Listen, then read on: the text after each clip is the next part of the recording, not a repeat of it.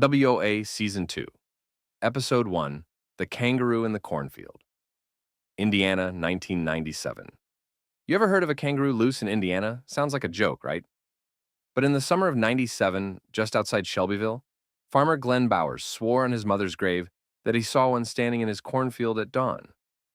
At first, he thought it was a sick deer, until it stood upright and scratched its belly like a man. The thing was massive, red-furred, and mean-eyed. Turns out it escaped from a traveling exotic pet show that broke down on I-74 and lost 3 animals before dawn. The kangaroo had been living wild for days, surviving on creek water and corn, leaving strange tracks all over the place. When Glenn tried to rope it, being an old rodeo man, it reared back and drop-kicked him square in the chest, knocking him 10 feet back. That's when he knew this wasn't just an animal. It was surviving like a predator. Animal control got involved. But it took 2 tranquilizer darts and a Ford Ranger to haul it off. Before they did, though, neighbors swore they saw it hunting raccoons. One woman said it cornered a fox and stood over it, not moving, just watching. No one could explain it.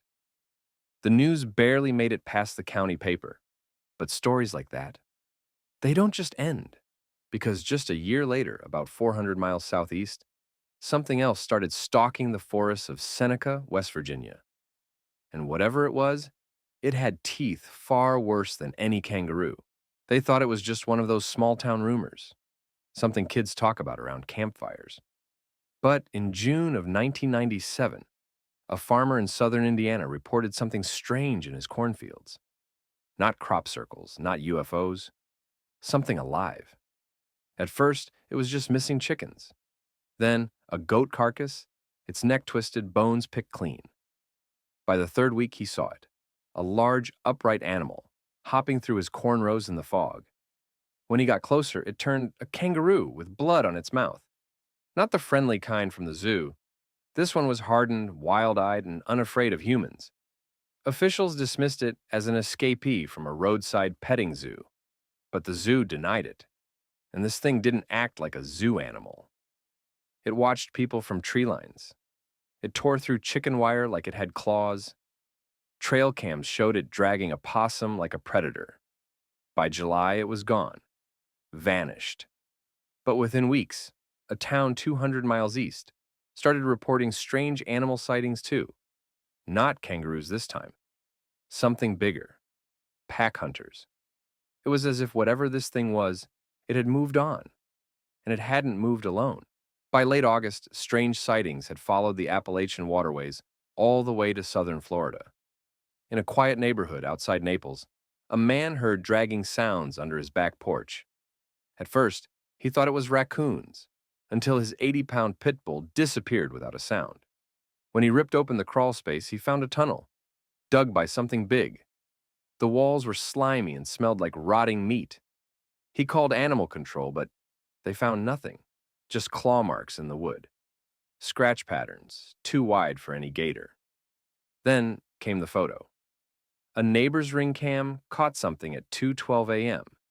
A massive snake-like body, at least 20 feet long, wearing what looked like the remains of a red dog collar, slithering into the drainage ditch. It wasn't a python, not entirely. Experts said it was too bulky, too fast. Some said it looked like a python mixed with something else. Later that week, a sewer worker found bones in a storm pipe, raccoons, cats, even a deer, all half digested.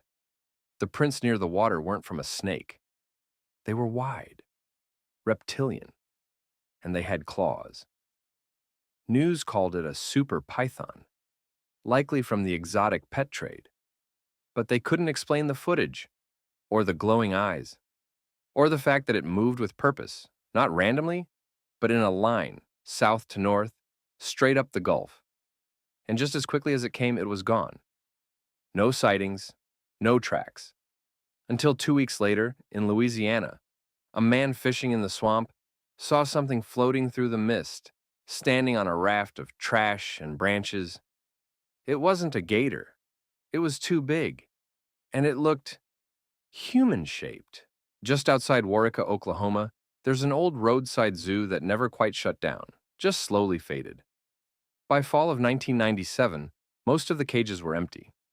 A few aging exotic animals remained, cared for by a reclusive owner named Dale Hart, who hadn't left the property in years. On October 4th, a delivery driver found the front gate wide open. Birds gone, goats gone. Every cage unlatched, no animals, no Dale. At first glance, it looked like theft, but then the deputies found the main lion enclosure, and inside it, a pile of feathers, hair, and bones, arranged in a spiral, like some kind of offering. Blood trailed into the woods behind the property, leading to a clearing where the ground had been burned black, as if something massive had circled overhead. Trail cams were recovered. Most were blank. One was not. The final clip, captured at 2:37 a.m., showed multiple animals walking upright. A kangaroo, a black wolf, a snake with limbs, even something with scales and a jaw like a man's. All together, all silent, entering the zoo in a line. Behind them, barely visible, was something else, something towering, cloaked in fog. It stopped at the center of the zoo and looked directly at the camera.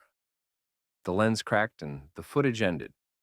Investigators called it a hoax, said the tapes were doctored, but no animals were ever found. No humans either. Only the clawed footprints leading away from the zoo, headed northwest. And that's the last anyone heard, until reports started coming in the following spring. In the deserts of Utah, campers swore they saw a bear walking like a man, wearing a collar made of bones. It seems whatever migrated through the heart of America isn't done moving.